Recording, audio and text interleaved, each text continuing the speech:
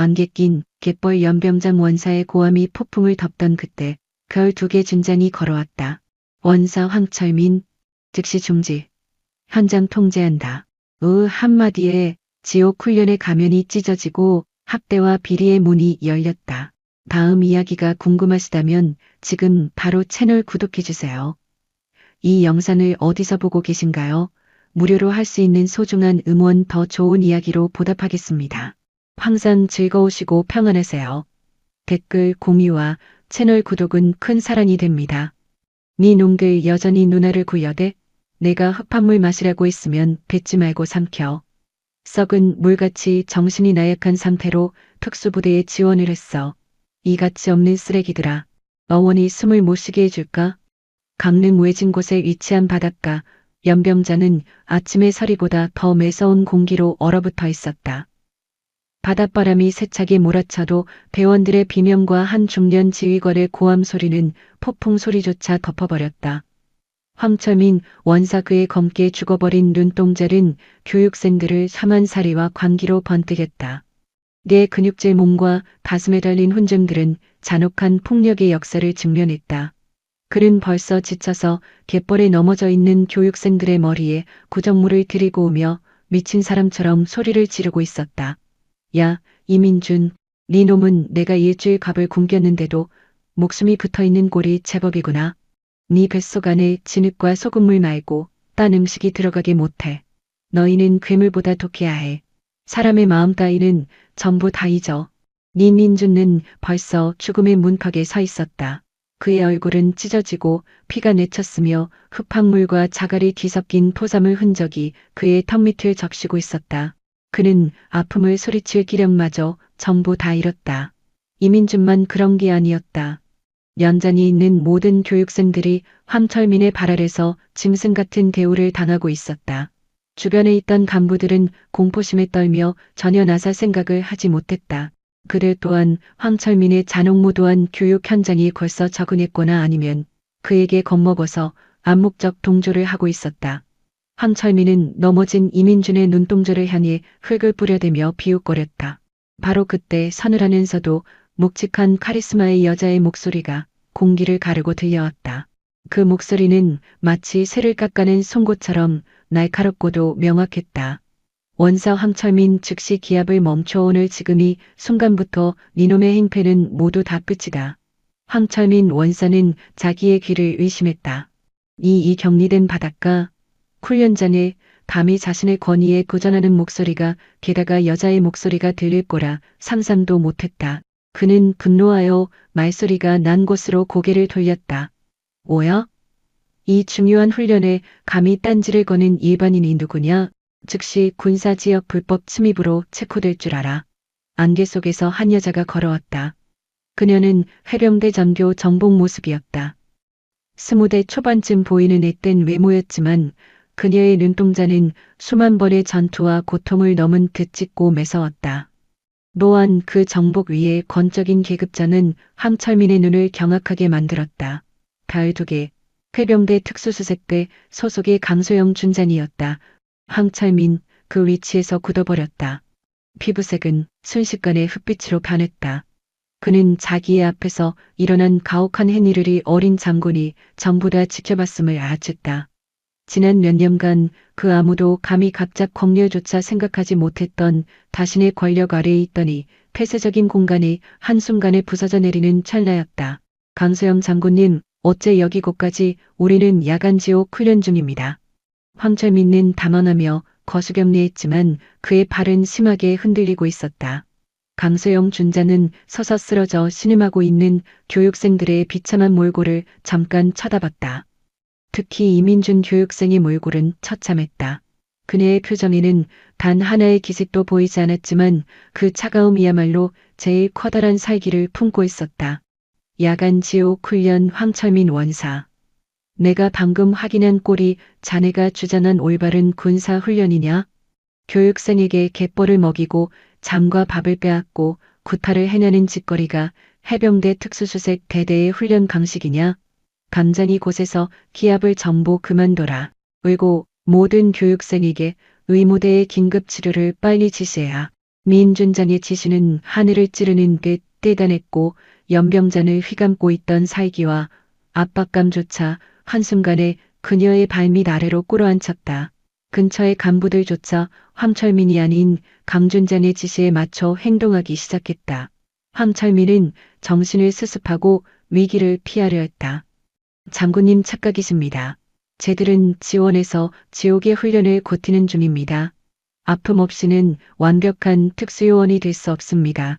저희 목표는 오직 전력 상승. 입 닥쳐라. 강준자는 황철민의 입을 무섭게 막았다. 자네의 목적이 무엇이든 결론은 가업 범죄와 하극상이다. 나는 해병대 특수수색대의 위상을 추락시키는 그 무슨 행동도 용서하지 않을 것이다. 자네의 모든 만행은 오늘의 시간부로 군사법원의 처형대에 오를 것이다. 강준장은 넘어진 이민준 교육생에게 다가가 한쪽을 꿇고 앉았다. 그녀는 이 교육생의 괴로워하는 눈가를 바라보며 차분히 말했다. 이민준 교육생, 나는 강소영 준장이다. 너희들을 짓밟던 지옥 문이 닫혔다. 걱정하지 말고 네가 가는 모든 일을 빠짐없이 털어놓을 수 있겠니? 너희의 신변은 내가 보호한다. 이훈련병은 서건이 비추는 것만 같은 강준장의 눈빛을 마주하고 있었다. 꿀은 힘겹게 고개를 주워거렸다. 그 미약한 행동은 무자비한 억압에 저항하는 투쟁의 서막이었다. 강준장은 가가갔다. 황철민 원사. 내 눈에 훈련정 규정이 어긋나는 두 가지가 포착되었다. 우선 기록된 일지와 전혀 다른 잔혹한 구타의 흔적들. 다음, 자네가 병사들에게 분출했어야 할 전투 장비들과 식사의 결핍. 그녀는 쥐고 있던 묵직한 증거물을 들어서 보였다. 자네는 최근 3개월간 특수부대 전용 고열량 식단과 신형 방호 장부류를 포함한 보급 수령 문건을 날리는데 반면 연병장이 있는 교육생들의 군장은 전부 폐급이고 녀석들은 며칠간 곽도 구경하지 못했어. 그 물건들은 어디에 있나? 훈련 기록, 미전은 그저 빗나간 충성심으로 가질 수 있겠지만 불스품 착복은 중대범죄다. 최 원사의 얼굴은 방금 완벽하게 잿빛으로 변했다. 그가 기필코 감추려던 비밀이 밝혀졌다. 교육생들에게 지급될 최신 장비를 빼돌려 민간에 판매했던 것이다. 그 타락의 사슬은 단순한 절도를 넘어 군 조직의 미거래와 결탁되어 있었다. 왕장군님 아닙니다. 그건 제 의지가 아닙니다. 전 그저 윗선의 명령을 수행했을 뿐입니다. 절 없앨 겁니다. 제가 말해버리면 끝장입니다. 최 원사는 공포에 휩싸여 짐승처럼 울부짖었다. 그의 말투는 더 이상 거만한 악단의 것이 아니었다. 덫에 걸린 동물의 비명과 같았다. 윗선의 명령. 강소영 준자는 그날을 붙잡았다. 그녀는 벌써 짐작하고 있었다. 박동철 원사가 이렇게 과감한 비리를 저지르는 것은 표시 뒤에 막강한 배우가 있기 때문일 터였다. 윗선의 명령. 그래. 그 배우가 누군지 풀어버리는 것이 자네가 할 수 있는 유일한 속죄의 길일 것이다. 이제부터 자네는 내 감시하에 둔다. 나는 1시간부로 군 부대에서 발생한 모든 불법 행위에게 전면 수사를 선언한다. 자네는 통제실에서 너와 함께 모든 장부를 개조하게 될 것이다. 어떤 놈에게도 보고할 생각은 마라. 자네의 모든 회선은 이미 끊어졌다. 강준장의 작전 설계는 치밀했다. 그녀는 벌써 이 기습 단속을 위해 외부 연락망을 전부 불통으로 만들고 자신의 정예수사 요원들만 비밀리에 투입했던 것이다. 그녀의 곁에는 유령처럼 활동하는 특수부대 소속의 정예요원들이 투입되어 부대 내 모든 병력을 통제하기 시작했다. 미님이 연인되는 중 최 원사는 최후의 저항을 시도했다. 강준장님, 저는 이 조직에 20년을 쏟았습니다. 특수부대의 명맥을 이어왔습니다. 저 같은 간부를 건드리면 군 조직이 뒤집힙니다. 대통령실까지도 보고가 올라갈 것입니다. 당구님은 너무 어립니다. 이 판이 얼마나 살벌한 판인지 모르시는군요. 부디 못 본 척 해주십시오. 제가 장군님께 바칠 수 있는 것은 주둥이 가물어. 강준장은 서늘한 눈빛으로 최 원사를 쏘아보았다. 군을 20년 동안 병들게 만든 것은 자네의 관행이 아니라 그것은 범죄가 나는 내 조국과 해병대의 긍지를 걸고 이 약속을 박살낼 것이다. 그 자네가 거론하는 그 윗선이 누구든 나는 칼을 뽑았으니 끝장을 본다. 자네가 내게 할 수 있는 것은 오직 자백뿐이다. 상황실을 감도하자 강준자는 최 원사를 의자에 구금하고 제일 먼저 교육생 신상기록부와 보급물자 불출입 대장을 확인했다. 장부에는 교육생들에게 분배되어야 할 장비의 목록과 개수가 꼼꼼히 적혀 있었지만 최 원사가 창고에 남겨둔 물건은 그 반절에도 미치지 못했다. 수억 원의 산운하는 국방 자산이 증발한 것이다. 강준자는 수천 메모 안에 윗선의 명령이라는 글귀를 크게 적었다. 그녀의 가슴은 격하게 뛰었다. 사소한 훈련 조작이 아니었다. 그녀는 지금 대한민국군의 지휘부를 노리는 거대한 비리의 몸통 앞에 서 있었다. 외로웠지만 그녀는 자신이 결심한 일을 건복하지 않았다. 최 원사, 이제부터 자네가 사실을 클 때까지 나는 단 한 걸음도 이 통제실을 벗어나지 않을 것이다. 자네의 배우가 누구인지 자네가 착복한 자금들이 어디로 샜는지 오늘부터 긴감이 될 것이다. 남소영 준장의 의지와 황철민 원사의 벼란 끝선 비명을 통해 스토리가 평범한 가오킹의 사건을 넘어군 조직의 막대한 비리로 향하고 있음을 예고하며 낙을 내립니다. 포항 오찬읍바가 훈련장이 낡은 컨테이너 통제실 새벽에 서늘한 기운이 꽉 막힌 실외를 채웠다.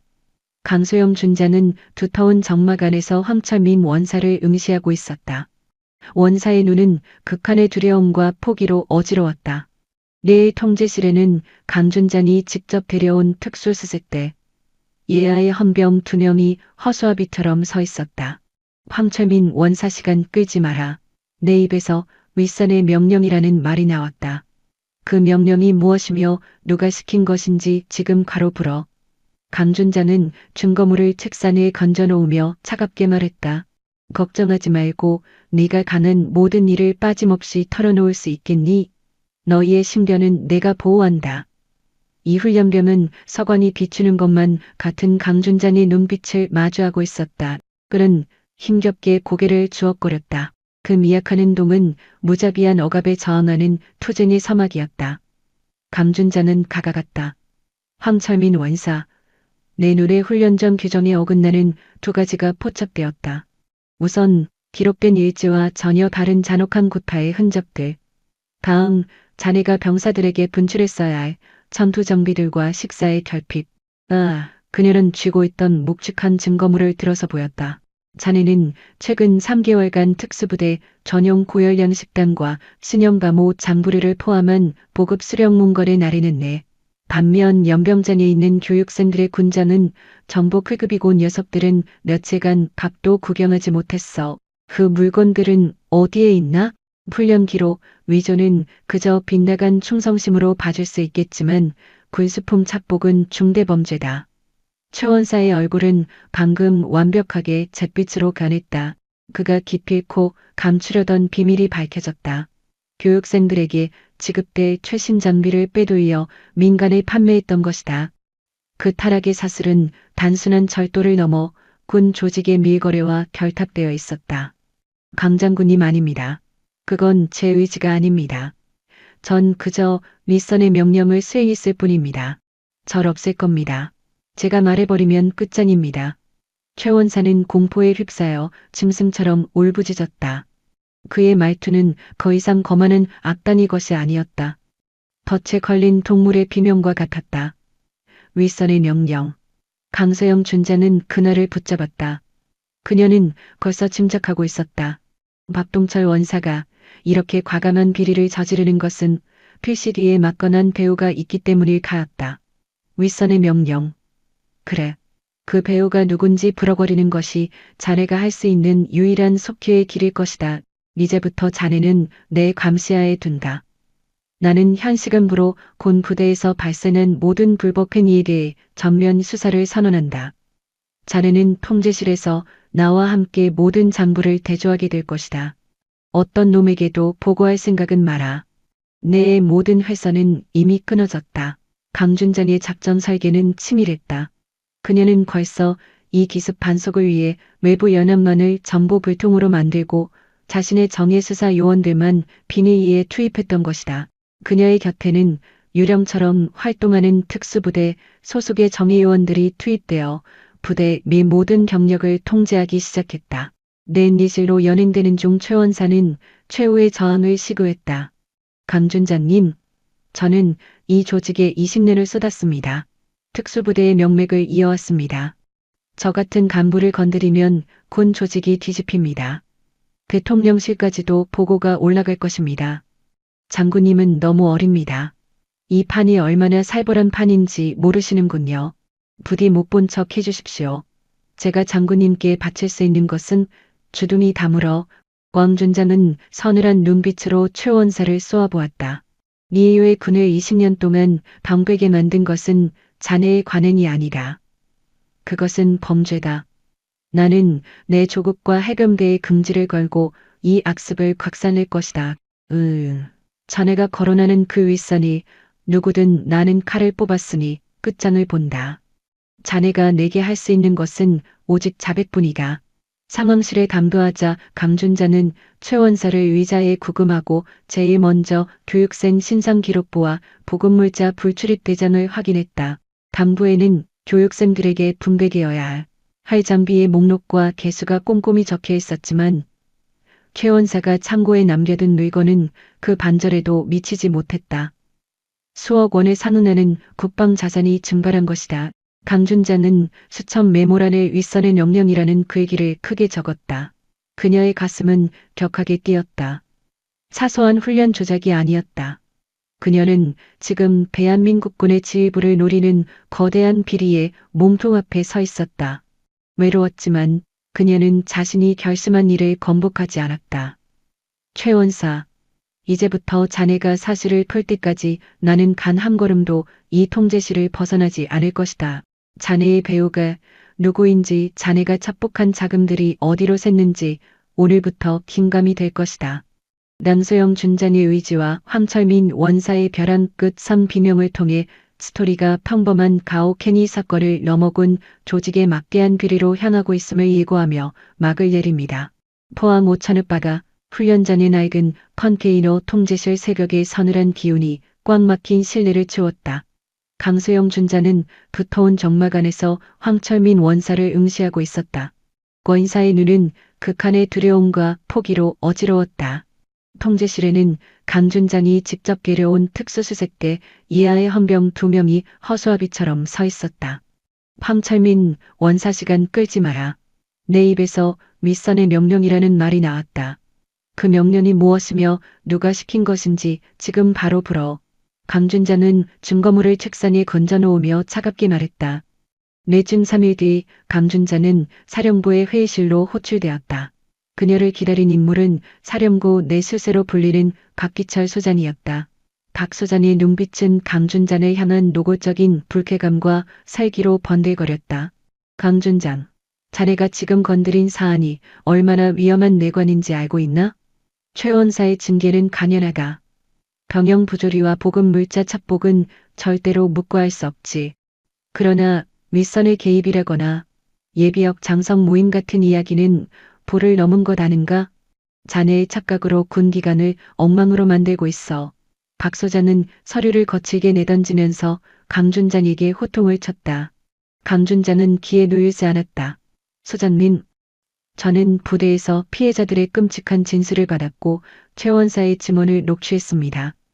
빼돌린 보급품 액수는 수십억 건이 넘습니다. 4개 부사관 혼자 저지른 일이라 보긴 힘듭니다. 저는 해병대 특수수색대대 지휘관으로서 이 비리의 원흉을 잡을 책임이 있습니다. 책임 후 자네가 논하는 책임이 뭔지는 알겠군.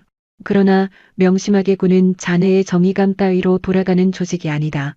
군의 위상과 질서가 더 중요해. 자네가 지금 건드리려는 분들은 이 군을 지켜온 살아있는 전설과 같네. 그분이 자네의 칼에 베이는 것을 상부는 원치 않아. 박 소장은 대놓고 사건을 덮고 은폐할 것을 강요했다. 그들의 공로가 크다면 그들이 저지른 악행은 더욱 묵과될 수 없습니다. 진정 위대한 군인이라면 군의 위신을 세워야 했지 병사들의 고열을 짜내 돈놀이를 해선 안 됩니다. 미인의 강준장의 눈동자는 확신으로 빛냈다. 박 소장은 강준장에게 마지막 경고를 했다. 아, 좋네. 나는 자네의 그 소신을 인정해. 허나 이번 일은 최 원사의 구속으로 종결되어야만 해. 자네는 이제 부대로 돌아가서 훈련과 작전에만 집중하도록 해. 허나 자네가 끝까지 군 내부의 어두운 치부를 파헤친다면 자네의 군복뿐만 아니라 자네 주변 인물들의 안위마저 장담할 수 없게 될 것이야. 이 5천을 훈련전이 걸은 이쯤에서 덮어야 해. 각 소장의 협박은 강준장의 뇌리에 섬뜩한 공포로 박혔다. 그녀는 혼자가 아니었다.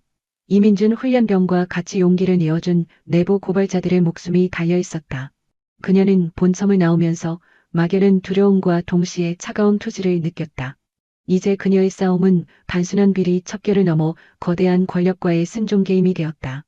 강준장은 상부의 회유에도 꺾이지 않았다. 그녀는 헌병대와 안보지원 사령부를 거치는 정식 수사는 윗선의 방해로 금방 후지부지될 것임을 예감했다. 그녀는 자신이 가장 아끼는 부하들을 모아서 비선 조직을 만들기로 마음먹었다.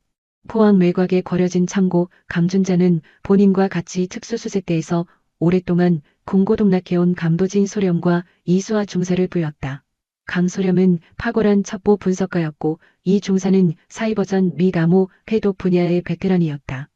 강소령 이 중사 지휘 부는이 그를 은폐하려 합니다. 황찬인 원사는 단순한 하수인이 아닙니다. 우리는 현재 막대한 방산비리와 특수부대 훈련을 빙자한 거대한 범죄 집단과 맞서게 될 것입니다. 합법적인 수사는 막힐 것이 확실합니다. 나는 오늘부터 비공식적인 비밀 전담팀을 가동할 것이다. 자네들 나를 믿고 함께할 수 있겠나? 안도진 소령은 지체하지 않고 격리했다. 준자님의 의지가 곧 법입니다. 저희는 해병대의 긍지를 위해 목숨 걸고 싸우겠습니다. 이수와 중사 또한 눈빛을 빛내며 대답했다. 저희는 준장님을 믿습니다. 이 악행을 기필코 끝장내겠습니다. 강준자는 두 사람에게 최 원사의 자백조서와 이민준 훈련병의 녹취 파일을 건네주었다. 그들의 목표는 세 가지였다. 우선 최 원사가 지목한 포항 인근의 창고를 발견해 범죄 집단의 꼬리를 잡을 것. 다음 최 원사의 통화 내역과 자금이체 기록을 추적하여 배후의 윗선을 찾아낼 것. 끝으로 이민준 훈련병을 포함한 내부 고발자들의 승변을 최우선으로 보호할 것. 강소영 준장은 포항의 심연 속에서 외로운 전투를 시작했다. 그녀는 이미 거대한 권력의 소용돌이에 발을 들여놓았다. 미식의 칼날은 이제 군의 질서라는 명분 뒤에 감춰진 비리의 심장을 향해 깊숙이 파고 들어갈 채비를 끝냈다. 그녀는 직감했다. 이 이승부는 그녀의 명예나 지위뿐만 아니라 그녀의 생명까지 걸어야 하는 잔혹한 게임이 될 것이라는 것을 강소영 준장이 비공식 비밀 전담팀을 조직한 지 3일이 흘렀다. 포항일 때는 외견상 고요했지만 군 안쪽에서는 숨막히는 위기감이 감돌았다. 박기철 소장의 협박은 현실이 되었다. 사령부는 황철민 원사의 범죄를 개인의 비인에 의한 크푸님으로 축소하고 강준장의 모든 수사 지휘 권한을 일방적으로 박탈시켰다. 강준장은 비밀 전담팀과 함께 5천을 패한 훈련장에서 수거한 최 원사의 비밀 정보와 증거들을 해독하는 데 몰두했다. 그녀는 최 원사의 낡은 겉옷에서 비밀 같은 문서를 찾아냈다. 요일 독수리, 오성, 그리고 묘한 숫자들의 배열이 적혀 있었다. 강도진 수령은이 문서를 해독하며 강준장에게 건넸다. 준장님, 독수리는 해병대 교육훈련단이라 예비역 반부 모임을 의미하는 속어의 개연성이 큽니다. 오성은 경주 일대에서 움직이는 비밀 클럽이나 위치를 가리키는 코드일 수 있습니다. 또한 저 숫자들은 아마도 비밀금고 번호가 아니라 밀반출 물품의 부피나 입금 일자를 표시하는 것으로 보입니다. 이수와 중사는 최 원사가 숨겨뒀던 비밀 무선 단말을 해킹하는 데 성공했다. 뜻밖에도 최 원은 군사 채널이 아닌 사설만의 우회 서버를 통해 은밀하게 브로커와 정보를 주고받았다. 해독된 파일에는 무기 부품 리스트와 접선 날짜 및 좌표가 기록되어 있었다. 그 좌표 중 하나가 바로 최 원사가 지목했던 경주 외곽의 부두였다. 강준자는 지금 정장 움직여야 한다고 결정했다. 그녀는 강소령과 이중사를 이끌고 새벽녘 경주 해안의 낡은 부두 지역을 덮쳤다. 그곳은 인적 흐름이 끊긴 버려진 조선소 단지의 뒤판이었다. 최 원사가 말했던 항구의 컨테이너는 겉으로는 감지된 듯 보였지만 이중사의 음파 탐지 결과 안쪽에서 희미한 소음이 포착되었다. 강준자는 은폐를 유지한 채 컨테이너 주위를 조용히 되었다. 그녀는 컨테이너 옆쪽 구석에서 특수작전팀에서만 취급하는 특수 재질의 화물 박스를 찾아냈다. 그 박스에는 해군 특수전전관 마크가 흐릿하게 새겨져 있었다. 이 박스는 신병들에게 보급되지 않고 미수출될 장비를 운반하는데 악용된 것이 확실했다. 그녀는 건물의 배수관을 통해 안쪽을 훔쳐보았다. 건물 안에는 빼돌린 군사 장비들이 널려 있었다. 저기선 감시 카메라, 장거리 무전기, 그리고 다수의 고성능 포격들이었다. 이 장비들은 전부 황철민 원사의 관리 대전이 훈련병들에게 불출 완료로 조작되어 있었던 것들이었다. 역시나군. 최 원사 단독으로 버릴 수 있는 판이 아니었어. 이 정도 수준이면 군수사령부의 협조 없이는 불가능하다. 강준장은 주먹을 쥐었다. 그녀의 가슴 속엔 분노를 넘어선 차가운 이성이 끼어났다. 그 사이 공장 안에서 두 사내가 떠드는 소리가 새어나왔다. 그들은 예비역 해병대 간부 정복을 입고 있었다. 황철민, 그 한심한 자가 도리어 일을 망쳤어. 어린 여자 장군 따위가 겁없이 이 판에 뛰어들 줄이야. 그래도 안심해. 박 소장님이 확실히 나을 테니까. 우린 저 트럭들을 인천항으로 보내기만 하면 끝. 동간입니다. 독수리 클럽의 미래가 달린 일입니다. 이 천문학적 자금을 여기서 포기할 순 없죠. 저 여자 장군 강소영이라 불리던가? 너무 설치면 명을 재촉할 텐데 그녀가 파헤친 건 사소한 횡령이 아니라 군사 기밀과 직결된 위험한 거래입니다. 곧 처리될 겁니다. 강준자는 경악을 금치 못했다.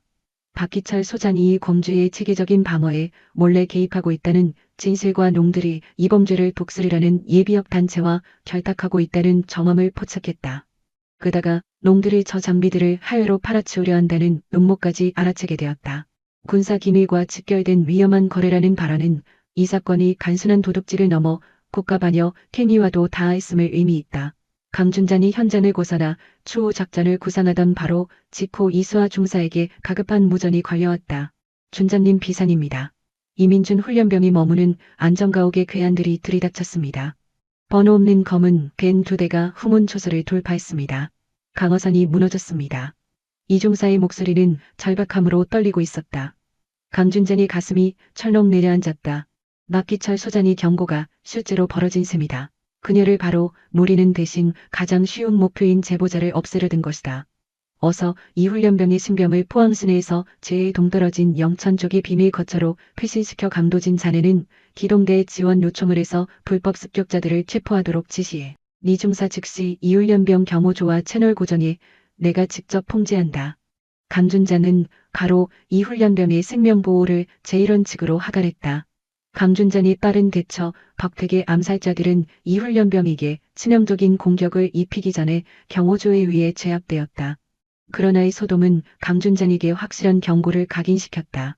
그녀는 더는 돌아갈 수 없는 다리를 건너고 있었다. 그녀의 신념은 이젠 생사의 투쟁이자 부하의 안위를 책임져야 하는 사명이 되었다. 모든 위험 상황이 종료된 뒤 강소영 준자는 경주의 비밀 별장에서 이민준 훈련병을 찾았다. 이 훈련병은 심각한 불안에 젖어 있었으나 강준장의 강인한 눈동자를 보고 감정을 되찾았다. 이 훈련병 면목 없다. 너를 보호하겠다고 다짐했건만 너를 사지로 내몰았다. 지금부터 너는 나의 결정적인 카드다. 놈들이 너를 제거하려 할수록 네 진술의 가치가 높다는 증거다. 강준자는 마음을 가해 위로했다. 준장님, 전 버틸 수 있습니다. 혹시 제 신변에 병고가 생기더라도 진실만큼은 세상에 알려져야만 합니다. 동기들이 흘린 피와 땀이 무의미해지지 않게 도와주십시오. 이민준의 눈가엔 물기가 서렸으나 어조는 가위처럼 흔들림이 없었다. 시련을 겪으며 그는 비로소 참된 군인의 자격인 불의에 맞서는 강대함을 깨우친 것이다. 낸준자는 이민준의 떨리는 손을 꽉 쥐었다. 약속하마. 네가 감내해야 했던 수모와 아픔이 결코 가볍게 잊히지 않게 내 군인 인생을 걸고 악의 그늘을 도려낼 것이다. 너희의 피눈물이 헛되지 않게 군의 위상을 추락시킨 저들을 반드시 심판하겠다. 그녀는 지난밤 포항에서 목격한 짙은 어둠, 지휘부의 부당한 외압, 그리고 예비역 카르텔의 협박을 상기했다. 가야 할 길은 가시밭길이었으나 가슴 속엔 이민준의 결의에 찬 눈동자와 황철민이 포에는 추악한 자백이 준 확신이 자리했다. 미성준자는 다시금 투지를 불태웠다. 이제 그녀에게 계급전이나 군복의 무게는 중요하지 않았다. 오로지 정의만을 좇는 투사로 거듭난 셈이다. 타깃은 분명했다. 부산항으로 밀반출되는 장비를 차단하고 배후 조종자인 곽기철 소장과 갈매기 파의 검은 유착을 세상에 폭로하는 일이었다. 그녀는 최후의 결절을 위해 신발끈을 조였다. 렌 준장이 범죄 집단의 밀수 시도를 포착한 직후 수사팀은 일각이 여삼추인 초비상 사케를 맞이했다. 내것 창고의 물건들이 부산으로 운송될 첩보를 확인했으나 지휘부의 노골적인 개입과 방해, 공작 탓에 강준자는 최소한의 이력과 장비만으로 작전을 수행해야 하는 처지였다. 강준자는 강부진 소령과 이수아 중사에게 부산은 진입로를 봉쇄할 채비를 갖춰야 지시했다. 악순환을 끊기 위해선 밀항시도 현장인 부산항 부두에서 놈들을 검거해야 함을 직감했기 때문이다. 강소령, 최 원사가 자백한 범죄 조직의 운송 트럭과 출발 시각을 빈틈없이 확인하도록. 미중사, 국방물자 수송만을 해킹해서라도 부산 쪽으로 빠지는 모든 화물차와 트럭의 동서를 실시간으로 파악해 상부 쓴 일 없이 움직여야 하니 감축적인 수단을 총동을 한다. 감준자는 긴급 브리핑을 열고 팀원들에게 구체적인 임무를 하달했다.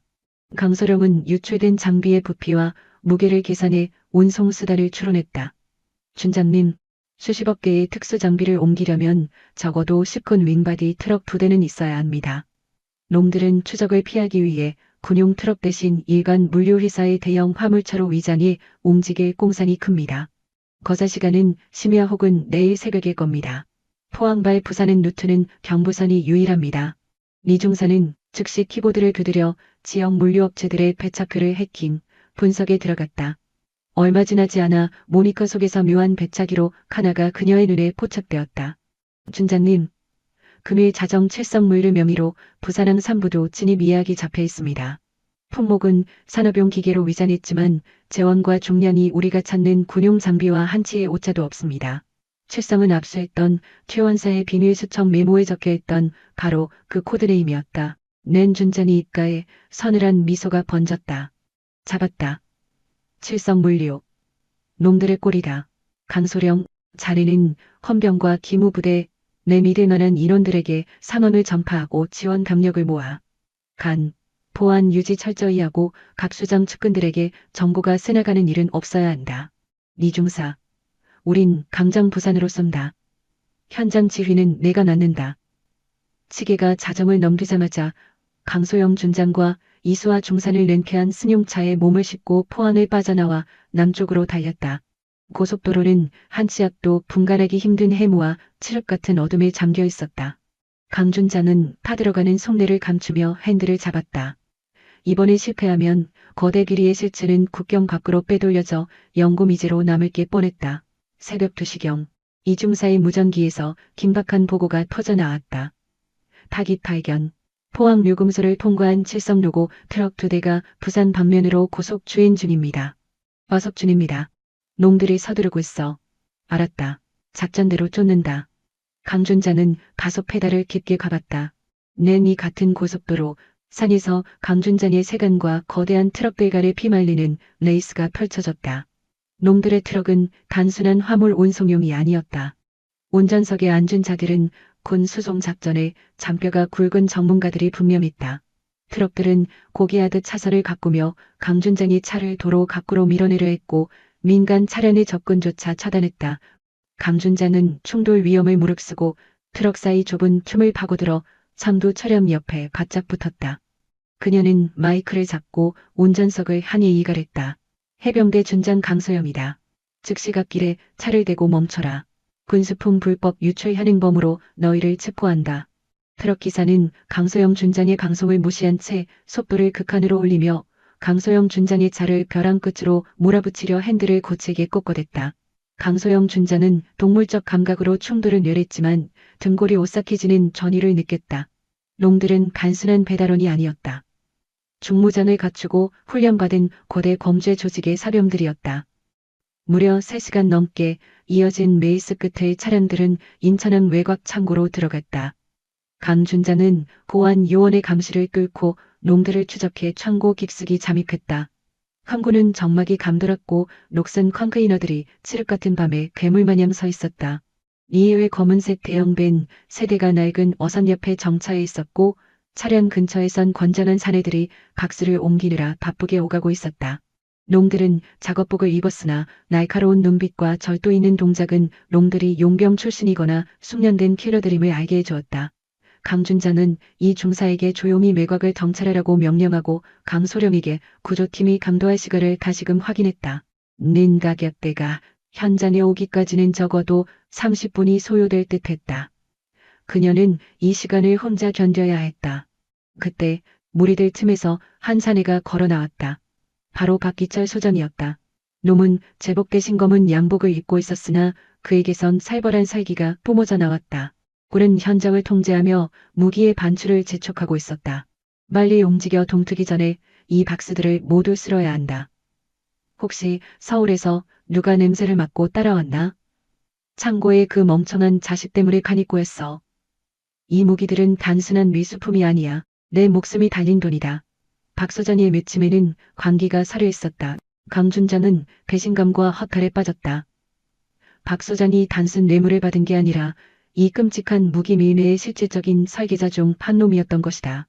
미 국방부 핵심 인사가 직접 보도에 나와 기밀 병기의 유출을 감독하고 지시하고 있었다. 거는 기회를 엿볼 수만은 없었다. 박스들이 배에 실리는 순간 모든 진실은 국경을 넘어 영영 사라질 것이었다. 강준자는 본대를 기다리지 않고 기습 공격을 하기로 마음먹었다. 그녀는 최정의 요원으로서 익혀왔던 살인 기술을 꺼내들어야 했다. 그녀는 빗속을 뚫고 조용히 잠입해 박 소장의 등 뒤에 있는 크레인 아래까지 접근했다. 그리고 스마트폰을 켜고 사이렌을 울렸다. 박기철 소장 감정 멈춰라. 고안사령관 강소영이다. 국가기밀 탈취 및 불법 무기거래 현행범으로 너희 전원을 검거한다. 총을 거리고 무릎을 꿇어라. 강준장의 고함은 창고 안의 고요를 찢어놓으며 쩌렁쩌렁 울렸다. 박 소장은 소스라치며 강준장이 서 있는 곳을 노려보았다. 강소영, 북한년, 기어이 지옥 끝까지 따라왔단 말이냐. 어서 죽여. 이 계집을 난도질해도 좋다. 우리 조직을 배신한 스파이는 전현이다. 박 소장은 공포 속에서도 강준장을 함정에 빠뜨리려 했다. 강준장은 이제 살아서 돌아갈 수 없음을 직감하고 있었다. 그녀는 폰을 바닥에 떨구고는 자동 권총을 뽑아 들었다. 그녀의 혹독한 실전 경험은 그녀를 이 위기에서 도망치지 않게 했다. 그녀는 기둥 뒤를 박차고 나가며 적들의 우두머리를 향해 갈렸다. 나는 절대 굴복 안 한다. 조국을 팔아먹은 너희 쓰레기들을 내 손으로 직접 처단할 것이다. 인천 안의 창고는 찰나에 강소영 준장과 범죄 조직 킬러들 간의 피튀기는 전쟁터로 돌결했다. 그녀의 모모한 돌질은 거대한 악의 고리를 끊기 위한 처절한 몸부림이었다. 이 싸움은 강원도 전방에서 희생된 어린 부하들의 원통함을 풀어주기 위한 그녀만의 피해 복수였다. 인천한 창고 강소영 준장이 상상치 못한 기습 공격은 박기철 소장과 흑룡카 조직 살수들을 잠시나마 얼어붙게 만들었다. 하지만 그들의 혼란은 금세 사라졌다.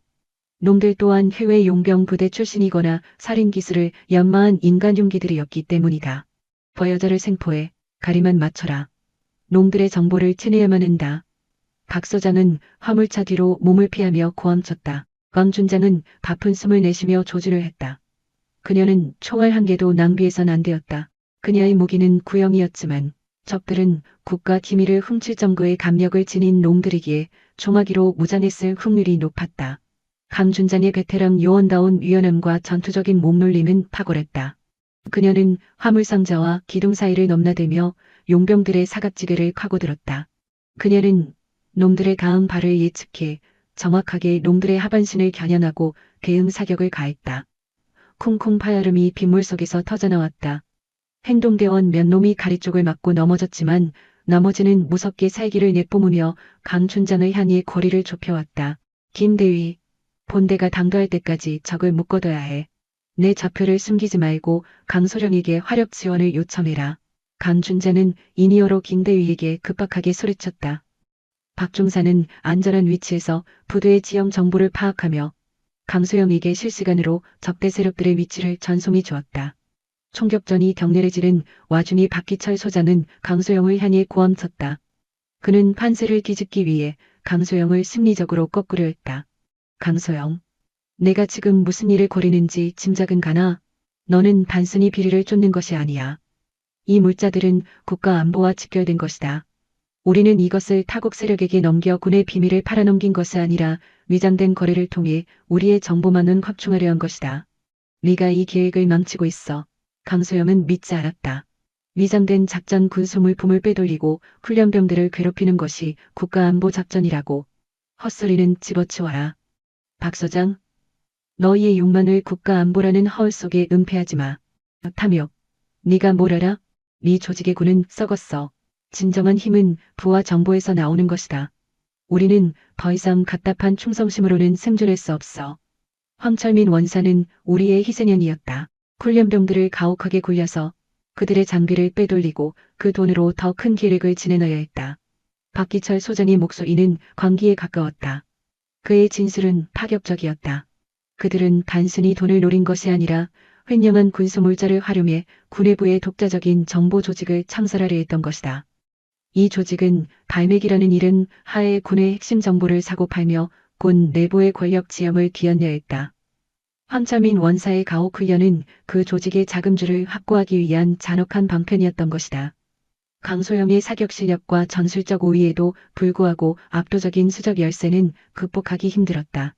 그녀는 컨테이너 뒤에 몸을 피했지만 행동대원들이 사방에서 그녀를 포위해 들어왔다. 바로 그때 행동대원 중 한 명이 컨테이너 위로 기어 올라가 강소영의 위치를 확인했다. 가난은 날카로운 소리와 함께 강소영이 숨어있던 컨테이너 벽에 탄환이 박혔다. 왕소영은 급하게 몸을 피했지만 그 충격으로 무전기를 놓쳤다. 그녀는 이제 외부와의 교신이 완전히 두절되었다. 포위됐다. 저 여자 혼자야. 산채로 잡아. 박기철 소장이 승리를 확신하며 외쳤다. 강소영은 자신의 탄약이 얼마 남지 않았음을 확인했다. 그녀는 최후의 수단을 꺼내 들었다. 바로 연막탄이었다. 그녀는 연막탄을 컷뒤어 순식간에 부도 전체를 짙은 연기로 뒤덮었다. 연기 속에서 강소영의 움직이는 흡사 유령과 같았다. 그녀는 혼란에 빠진 행동대원들 사이를 뚫고 가장 중요한 타깃인 박기철 소장을 향해 전속력으로 질주했다. 강소영의 목표는 단 하나, 박기철 소장을 제압하여 모든 증거의 배후를 끊는 것이었다. 연막 속에서 박 소장은 당황스러워하며 도망칠 준비를 하고 있었다. 이봐, 어디 있어? 당장 트럭 시동거로 삐타야 해. 그가 도망치려 몸을 돌리는 순간 강소영이 연기 속에서 튀어나왔다. 그녀는 특수수색대식 제압술을 사용하여 박기철 소장의 팔을 낚아채고 그의 몸을 바닥에 강하게 꽂아버렸다. 나! 박기철 소장은 고통에 신음하며 쓰러졌다. 그의 품에서는 무전기와 함께 군의 주요 인물들의 연락처가 감긴 암호화된 휴대폰이 떨어졌다. 린에 쓰러진 박기철 소장의 가슴 위에 무릎을 꿇고 앉아 총을 겨누었다. 박기철 소장 군수물자, 횡령 및 군사기 및 유출 혐의로 너를 현행범으로 체포한다. 순순히 항복해. 내가 말하는 모든 것은 법정에서 증거로 채택될 것이다. 바로 그때 멀리서 수많은 차량의 엔진 소리가 들려왔다. 강도진 수령이 이끄는 헌병대와 강소영의 뜻에 동조하는 정의수색대원들이 부산항 부두에 도착한 것이다. 그들은 강소영의 고독한 싸움에 종지부를 찍기 위해 달려왔다. 연막이 서서히 거치자 헌병대원들은 쓰러져 있는 행동대원들을 체포하고 물품 선적을 막았다. 부두에는 강소영이 박기철 소장을 제압하고 서 있는 정의의 현장만이 남아 있었다. 그녀의 숨결은 거칠었지만 눈빛은 성취감과 함께 깊은 안도감을 담고 있었다. 강소영이 박기철 소장을 부산항에서 체포하고 군소물자를 압수하면서 이 사건은 더 이상 축소할 수 없는 거대한 스캔들로 번졌다. 강소영의 용기 있는 행동은 쾌병대 내부는 물론 정군에 엄청난 파장을 주었다. 렌즈영의 특수수사팀은 압수한 박기철 소장의 휴대폰과 창고, 물품 목록을 바탕으로 갈매기 조직의 실체를 파헤치기 시작했다. 포항의 훈련비리에서 시작된 사건은 쾌역고위 간부들이 군납비리와 군사기밀 유출을 통해 조직적으로 군의 권력 구조를 농단하려 했던 국가안보국 비리임이 드러났다. 그러나 진실이 밝혀질수록 군 수뇌부는 더욱 깊은 침묵에 빠져들었다. 박기철 소장의 체포는 그들에게 치명타였지만 그들 중 다수가 갈매기 조직과 직간접적으로 연루되어 있었기 때문이다. 그들은 강소영을 영웅으로 추대하는 대신 그녀의 수사를 방해하고 사건을 은폐하려 했다. 강준자는 상부층의 지괴한 회유와 협박에 시달렸다.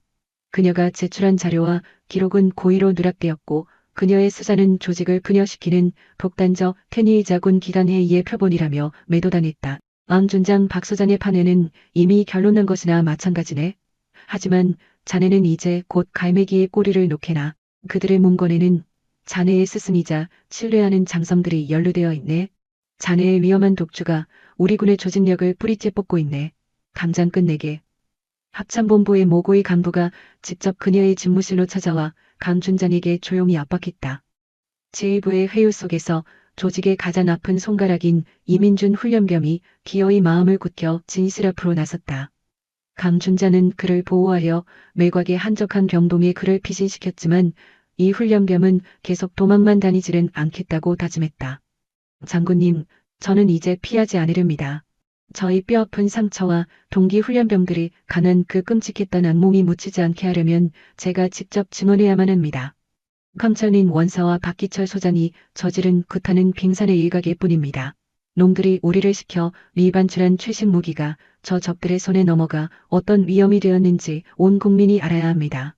이 훈련병은 강준장의 조력하에 군사재판의 참고인으로 나설 것을 자청했다. 릴콩로는 군수뢰의 비리와 가혹행위의 실체를 세상에 낱낱이 고발하는 기폭제가 될 것이었다. 재판정 내부는 강준장의 한 명으로 인해 술렁거렸다. 제복을 입은 젊은 장군이 사령관급을 구속하고 군 조직의 환부를 도려내려 한다는 현실은 충격 그 자체였기 때문이다. 군사재판의 선고 날에는 박기철 소장과 황철민 원사가 피고석 의자에 앉아 있었다. 놈들의 표정에는 아직도 억울함과 분노가 가득 차 있었다. 증언대에는 강소영 준장과 이민준 훈련병이 함께 있었다.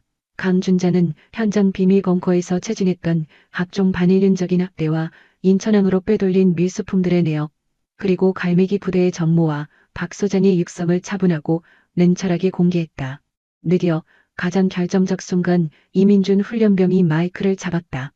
그는 흐르는 눈물을 깎아냈지만 고지어 분노에 찬 외침으로 그간의 끔찍한 기억을 토해냈다. 팜 원사는 우리에게 오물을 할퇴하고 있습니다. 우리는 군인이 아니라 물자를 운반하기 위한 노예였습니다. 우리의 눈물은 사령부 핵심 인물들이 뒷돈을 챙기고 군을 사유화하려던 더러운 욕망의 희생양들이었습니다. 저희는 조국을 수호하는 군인이 되려 했지만 놈들은 우리의 혼을 부수고 우리를 관해처럼 여겼습니다. 저는 이 사실 전부를 세상에 폭로하여 앞으로는 대한민국의 어떤 청년들도 군대라는 숭고한 의무 앞에서 비참한 대우를 받지 않게 할 것입니다. 이 훈련병의 피를 토하는 고백은 방청석 모두를 울려버렸다. 각 소장과 최 원사는 입을 다물지 못했다. 옴들의 악행은 이제 군법 회부의 차원을 지나 인격적 살인이라는 멍에를 짊어지게 되었다. 재판부는 제출된 자료를 근거로 박기철 소장과 황철민 원사에게 징역 20년을 선고했다. 놈들은 흑령과 특수폭행, 국가보안법 위반 혐의로 해병대의 근지를 가닥으로 추락시켰다. 만 이 판결이 강소영 준장의 고통을 끝내준 것은 결코 아니었다. 군 지휘부는 이권을 박 소장 꼬리 자르기로 덮고 강 준장을 한직으로 내쫓으려 시도했다. 그녀의 신념은 조직의 보신주의라는 더러운 현실 앞에서 고통받았다. 강 장군, 비관은 유능한 자원이지만 우리 군의 위기를 무너뜨렸어. 비관은 오늘부로 작전사령부 핵심 보직을 떠나 외지로 전출을 가게 될 거야. 상부의 명령이 세. 강 준장은 굴하지 않았다. 그녀는 끝까지 저들의 면상이 되고 담담하게 뱉었다. 저를 옷벗게 하든 시골로 쫓아버리든 신경 안 씁니다. 저는 제 계급장의 무게와 명예가 더럽혀지지 않았음을 압니다. 이민준 훈련병의 피 맺힌 절규가 그 진실을 증명하고 있습니다. 제가 한 것은 군의 정의를 세우는 것이었습니다. 저는 제 목숨을 걸고 걸어온 위선과 비리가 있다면 어디든 달려가 목을 베어낼 것입니다. 강소영 준장의 대담한 발언은 군 안팎에 끼어있는 젊은 장교들에게 깊은 감동을 주었다. 설령 그녀의 직위와 미래가 조직에 의해 짓밟힐지라도 그녀의 숭고한 정신은 더욱 밝게 타오르게 되었다. 그녀는 해안과 부대 비리로 촉발된 외로운 투쟁을 군의 개혁을 이끄는 뜨거운 혁명으로 발전시켰다. 정의는 외면받지 않았고 신념 있는 자의 행동은 마침내 썩어빠진 관행을 도려내는 가장 날카로운 칼이 되었다. 재판부의 판결은 공정하였으나 군대의 보복은 치졸했다. 강소영 준장은 각오대로 보복성 인사를 받았다. 그녀는 현장에서 완전히 배제된 서해안의 한 낙후된 해안 초소 경비대장으로 짐을 싸서 떠나갔다. 위에서 장군 수색대장이라는 화려했던 수식어와 명의를 내려놓고 그녀는 파도 소리만 들려오는 낡은 초소를 지키는 강직실에 쓸쓸히 남겨졌다. 강준자는 전출 명령을 듣고도 담담하게 웃었다. 그녀는 이 자리가 자신을 고립시켜 손발을 묶으려는 윗선의 뻔한 수작임을 알고 있었다. 그러나 그녀에게는 꼭 해내야 할 숙제가 남아 있었다. 바로 군대 내부의 정의를 세우고 황철민 원사와 박기철 소장 구속 뒤에도 아직 군에 숨어있는 갈매기 조직의 뿌리들을 발본색원하는 일이었다. 강원도의 낡은 보급창고, 강준자는 매일 새벽 아무도 보지 않는 그곳에서 전투복을 입고 국기에 경례를 했다. 그녀의 곁에는 강부진 소령과 이수와 중사 같은 믿음직한 부하들은 물론 개미 새끼 한 마리도 없었다. 오직 냉기와 녹슨 철제 관물대만이 그녀의 친구였다. 그녀는 외로웠지만 멈추지는 않았다. 강준자는 음지에서도 촉각을 곤두세웠다. 강소령과 박종사는 서류상으로는 파부대로 전출되었지만 여전히 강준장과 비밀리에 신호를 주고받으며 갈매기 조직 잔담들의 동기를 주시했다. 특히 이민준 훈련병의 승병과 그의 폭로에 힘을 실어준 공기 훈련병들의 관의를 지키는 것이 제1의 목표였다. 강준장이 매지로 밀려난 뒤 군 조직에는 기묘한 정적이 찾아왔다. 그녀의 결단은 한순간 개혁의 바람을 불어왔지만 조직은 그 바람을 막으려 했다. 강소은 이슈가 식어가자 조금씩 취재를 멈추었고 박기철 소장의 징계는 군 내부 자정작용의 승리라는 허울 좋은 포장지로 덮여졌다. 그러나 정적 속에서도 강준장의 투쟁은 이름 없는 병사들에게 울림을 전하고 있었다. 특히 포항 교전에서 눈물 흘렸던 교육생들과 황철민 원사의 전hen을 지켜볼 수밖에 없었던 초급 장교들은 강준장을 신원의 등불로 보았다. 어느 갈밤 강원도의 보급부대로 발신이 없는 서신 한 통이 날아들었다. 그 서신은 이민준 훈련병과 같이 생활을 했었던 옛 전후 병사가 붙인 것이었다. 준장님, 우리는 준장님의 신념을 기억하고 있습니다.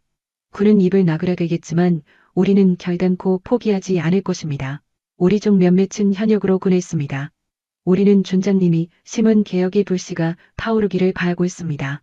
우리는 매일 밤 우리가 당했던 아픔과 준장님의 결기를 되새기며 가시는 군의 부조리가 싹을 틔우지 못하도록 우리들을 채찍질하고 있습니다. 강준자는 그 글귀를 보면서 가슴속이 뭉클해졌다. 그녀의 전출은 쓸쓸한 유배였지만 그 쓸쓸한 안에서 그녀의 존재감은 더욱 크고 강하게 자라고 있었다. 그녀의 신념은 단순한 해프닝이 아니라 군의 체제 개선과 혁신을 만들어내는 실질적인 힘이 되고 있었다. 갈매기 조직은 우두머리인 박기철 소장이 구속되었음에도 불구하고 여전히 세력이 남아 있었다. 그들은 강준장의 몰락을 자기들의 기회로 착각하고 세력 규합을 꾀했다.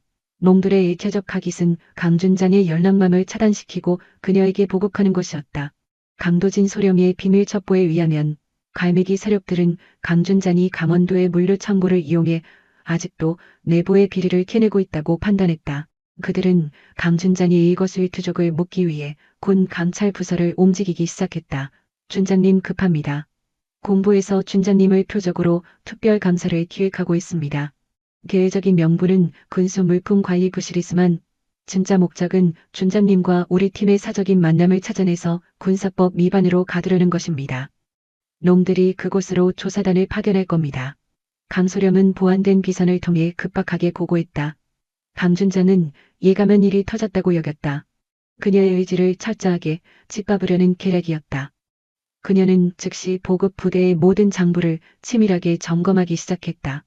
그녀는 놈들이 상상조차 못했던 강박으로 놈들의 계략을 역이용할 준비를 마쳤다.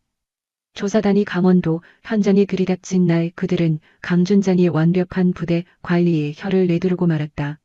모든 장비는 전상과 실물이 일치하고 있었고 간항골의 서류도 누락 없이 깨끗했다. 강준장은 엘리트 장교의 능력으로 강대한 군수 장비의 복잡한 내역과 현암을 간숨에 빈틈없이 정리해 두었던 것이다. 조사단은 강준장이 약점을 찾지 못하자 대놓고 그녀의 사생활을 추궁하기 시작했다. 강준장, 강도진 소령, 이수아 중사와 요 근래 통화한 사실이 있습니까? 그들의 소속 부대는 포항과 부산입니다. 군고안 규정상 보급부대 임무와 관계없는 소통은 차단되어 있습니다. 감찰 장교는 강준장을 갸그쳤다. 강준장은 여유를 보였다. 공적인 직무의 접촉은 없었습니다. 제가 책임지는 것은 군수보급 지원이며 그 밖의 사적인 연락은 헌법이 보호하는 개인의 권리입니다. 제가 혹시 군수 물품을 착복하거나 보급 장비를 팔아먹고 조직의 비리에 동참했다면 모를까? 저는 제 직무에 전념했습니다.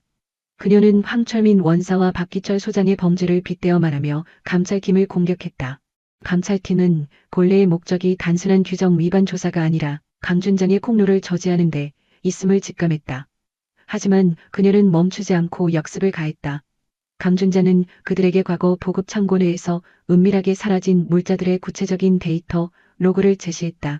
이곳에 관리 권한을 넘겨받은 뒤 간순 파손으로 위장된 최신 통신 모듈과 대용량 배터리의 소실량이 터무니없이 많다는 사실을 알게 되었습니다. 해당 부품들은